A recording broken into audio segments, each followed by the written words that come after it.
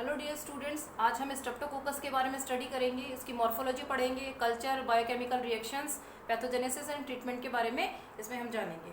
सबसे पहले हम देखते हैं कि स्ट्रेप्टोकोकस मतलब स्ट्रिप यानी in chain, they are present in chain, and coccus मतलब स्पेरिकल इन शेप, मतलब round in shape, oval in shape में प्रेजेंट होते हैं।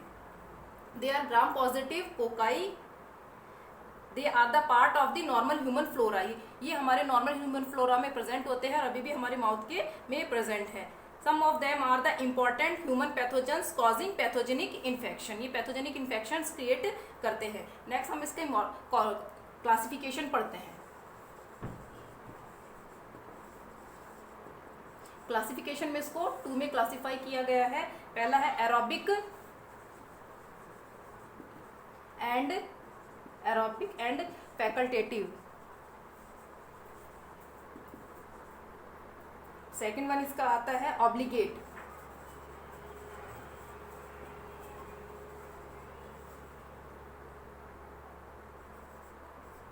इसका फर्स्ट है एरोबिक एंड फैकल्टेटिव, मतलब कि ये जो है ये ऑक्सीजन की प्रेजेंस में ही जीवित रहते हैं। और फैकल्टेटिव जो होते हैं, फैकल्टेटिव एनारोब्स,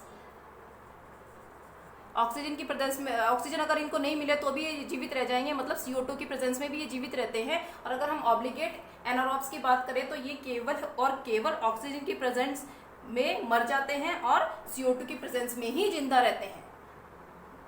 नेक्स्ट इसका एग्जाम्पल है ऑब्लिगेट एनारोब्स का पेप्टो स्ट्रेप्टोकोकस। पेप्टो के नेम से ही हमें पता चलता है, मतलब कि स्टमक में कोई डिजीज क्रिएट करते हैं। नेक्स्ट इसका जो क्लासिफिकेशन है वो डिपेंड करता है उसके हेमोलाइसिस पे। हेमोलाइसिस के अकॉर्डिंग इसको 3 में कैटेगराइज किया गया है, अल्फा, बीटा एंड गामा। जो अल्फा हेमोलाइटिक स्ट्रेप्टोकोकस है, they are greenish in colour होते हैं, ग्रीन कलर के होते हैं। ये पार्शियल हेमोलाइसिस होते हैं इनमें।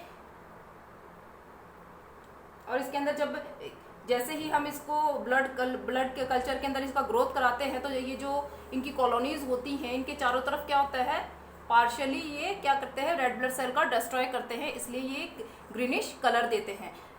ये पार्शियल हेमोलाइटिक होते हैं। वहीं हम बीटा की बात करें तो ये कंप्लीट हेमोलाइसिस जोन होता है। इसमें से अगर हम इसके स्ट्रेप्टोकोकस की ग्रोथ करवाएं, ब्लड अगार के अंदर इसका ग्रोथ करवा के देखते हैं तो जहाँ पे इसकी कॉलोनीज होंगी वहाँ पे कंप्लीटली ये डिस्ट्रॉय करेंगे, कंप्लीटली हेमोलाइसिस करेंगे। इसलिए इसको, और एक जो लाइट होती है वो इजीली इसमें से पास हो जाती है, इसलिए हम इसको बोलते हैं complete zone of haemolysis. Complete zone of haemolysis ये होते हैं। नेक्स्ट हमें अगर इसकी बात करें, जो गामा होता है, इसमें नो हेमोलाइसिस, इसमें कोई हेमोलाइसिस नहीं होते। इसके अंदर जो वेरिडिन्स होते हैं ग्रुप में आते हैं, ये पायोजेनिक ग्रुप में आते हैं और ये एंट्रोकोकस ग्रुप में आते हैं। नेक्स्ट फर्दर इसका अगर क्लासिफिकेशन देखें तो जो फर्दर क्लासिफिकेशन अगर देखते हैं तो इसको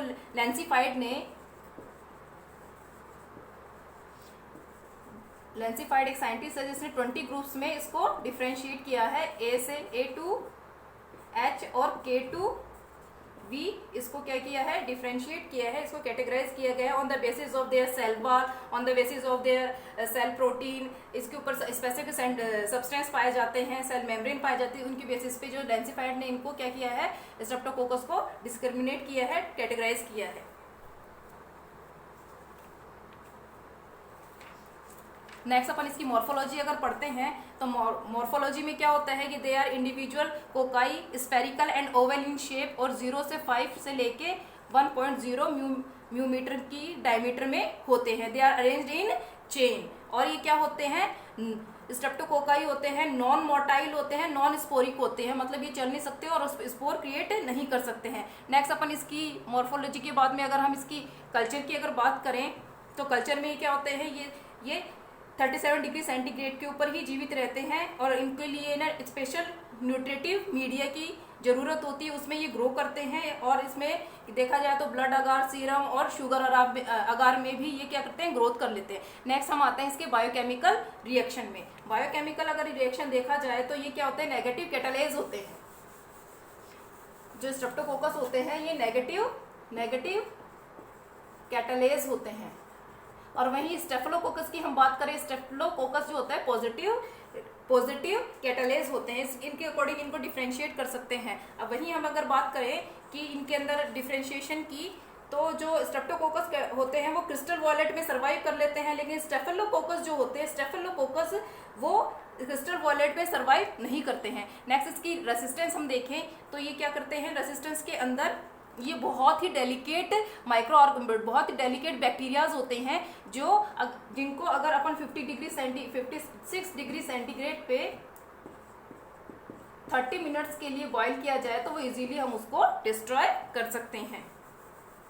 और इनके चारों तरफ क्या होता है, एक कैप्सूल पाया जाता है। इन स्ट्रेप्टोकोकस के तरफ चारों तरफ एक कैप्सूल पाया जाता है पायोजेंस के।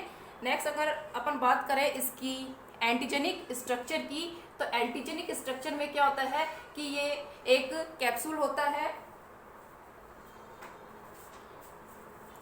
साइटोप्लाज्म है ये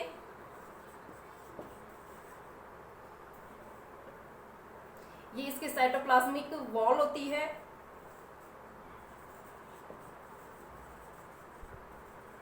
मेम्ब्रेन है, फिर इसके ऊपर से एक लेयर निकलती है, फिर एक और second, third and then last one is इसके ऊपर एक कैप्सूल पाया जाता है।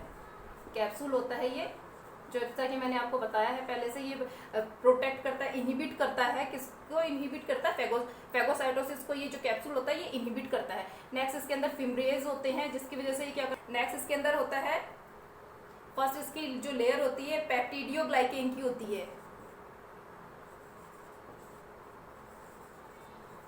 सेकंड इसकी जो लेयर होती है ग्रुप स्पेसिफिक कार्बोहाइड्रेट्स की होती है, और थर्ड वन जो होती है वो होती है protein and lipoteichoic acid,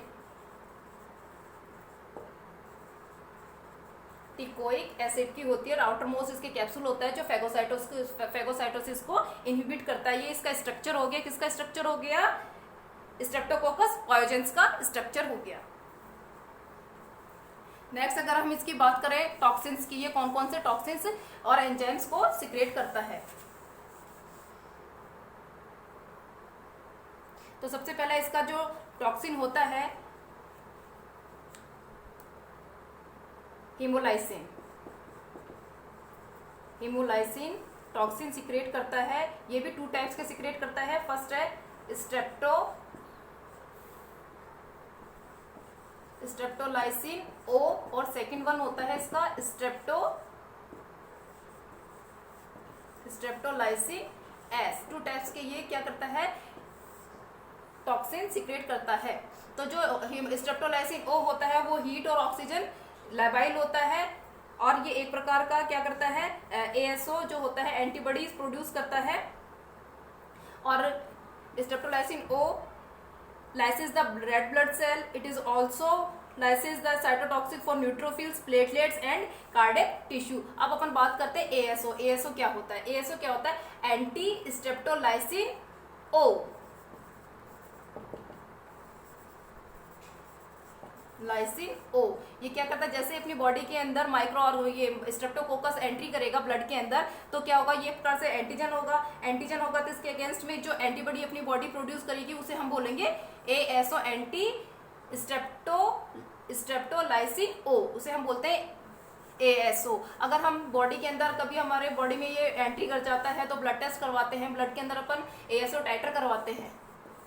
ASO टाइटर करवाते तो हम देखते हैं 200 से अगर ज्यादा है तो मतलब कि बॉडी के अंदर स्ट्रेप्टोकोकस प्रेजेंट है। नेक्स्ट आता है स्ट्रेप्टोलाइसिन एस। एस जो है ये हीट और ऑक्सीजन स्टेबल है, मतलब कि ये इसकी प्रेजेंस में भी एक्टिवेट रहता है, इससे कोई असर नहीं पड़ता है। तो नेक्स्ट इसका टॉक्सिन क्या होगा, फर्स्ट होगा हेमोलाइसिन, सेकंड हो गया इसका एक्सोटॉक्सिन को हम इरिथ्रोजेनिक टॉक्सिन भी बोलते हैं। ये क्या करता है, ये बॉडी में अपने रैशेज, एलर्जीज और प्रोड्यूस करता है। तो ये 2 टाइप्स के टॉक्सिन सिक्रेट करता है। अब हम बात करते हैं एंजाइम्स की। अगर हम बात करें एंजाइम्स की। तो जो एंजाइम्स होते हैं इसमें सबसे पहले स्ट्रेप्टोकाइनेज, स्ट्रेप्टोकाइनेज को हम फाइब्रिनोलाइसिस भी कहते हैं, जो फाइब्रिन्स को क्या करता है, ब्रेक डाउन करता है, फाइब्रिन्स का ब्रेक डाउन करता है। नेक्स्ट आता है second one is the deoxyribo nucleus. Third one आता है इसके अंदर निकोटिनेमाइड, निकोटिनेमाइड। तो ये 3 टाइप्स के क्या करता है, एंजाइम से सीक्रेट करता है। नेक्स्ट अपन बात करें इसकी पैथोजेनेसिस की। नेक्स्ट अगर अपन बात करते हैं इसकी पैथोजेनेसिस की, तो ये 2 टाइप्स की डिजीज क्रिएट करता है। फर्स्ट होता है नॉन पायोजेनिक, मतलब इसमें पस फॉर्मेशन नहीं होती है, एक होती है पायोजेनिक, इसमें पस फॉर्मेशन होती है। तो अपन सिस्टम वाइज अगर चले तो सबसे पहले आता है रेस्पिरेटरी, किसमें आएगा ये, पायोजेनिक में। पायोजेनिक में अगर अपन बात करें रेस्पिरेटरी सिस्टम की, तो इसके अंदर क्या करेगा ये, सोर थ्रोट, टॉन्सिलाइटिस और फेरेंजाइटिस, ये सारे रेस्पिरेटरी सिस्टम में ये क्रिएट करेगा। और स्किन इन्फेक्शन की अगर अपन बात करते हैं तो स्किन के अंदर आ जाएगा बर्न, कोई वूंड हो गया या फिर कोई स्किन लीशंस हो गए जिसके अंदर पस फॉर्म हो जाए, तो ये क्रिएट करेगा स्ट्रेप्टोकोकस। नेक्स्ट अपन अगर बात करते हैं नॉन पायोजेनिक की, नॉन पायोजेनिक में अगर अपन बात करें तो 2 टाइप्स के होते हैं, एक्यूट ग्लूमेरोनेफ्राइटिस और acute rheumatic fever, acute rheumatic fever. तो हम अब बात करते हैं कि ये एक्यूट रूमेटिक फीवर कैसे होता है। जैसे कि ये हार्ट है और ये इधर ब्लड के अंदर एंटीजन प्रेजेंट है, स्ट्रेप्टोकोकस एंटीजन है, तो इसके अगेंस्ट में एंटीबॉडी बनेंगे। तो ये सेम एंटीजन सिमिलर होंगे, मतलब इसके जैसे ही इसकी लेयर पे भी प्रेजेंट होंगे, हार्ट की लेयर पे भी प्रेजेंट होंगे, सिमिलर होंगे, लेकिन ये जो हार्ट पे प्रेजेंट है वो स्ट्रेप्टोकोकस एंटीजन नहीं है। तो ये दोनों सिमिलर होंगे, तो इसके अगेंस्ट में क्या करेंगे, एंटीबॉडीज बनेंगे और इस पर अटैक करेंगे। और ये एंटीबॉडीज क्या करेंगे, फॉरेन बॉडी है, स्ट्रेप्टोकोकल एंटीजन पे अटैक करेंगे, वही इसी पे भी हार्ट के भी अटैक कर देंगे, क्योंकि वो नहीं जान पाएंगे कि दोनों एक जैसे उनको लगेंगे लेकिन सिमिलर नहीं होंगे, लेकिन फिर भी इसकी सेल वॉल पे, इसकी हार्ट के वॉल पे अटैक करेंगे और इसके मेम्ब्रेन को डैमेज कर देंगे, में इन्फेक्शन क्रिएट कर देंगे। इसके कारण क्या होगा, रूमेटिक फीवर क्रिएट हो जाएगा। नेक्स्ट अगर अपन इसकी ट्रीटमेंट की बात करेंगे तो इसके ट्रीटमेंट में इसका जो ड्रग ऑफ चॉइस है वो पेनिसिलिन है। ड्रग ऑफ चॉइस इसकी क्या आएगी, पेनिसिलिन आएगी, इसका ट्रीटमेंट है। Thank you.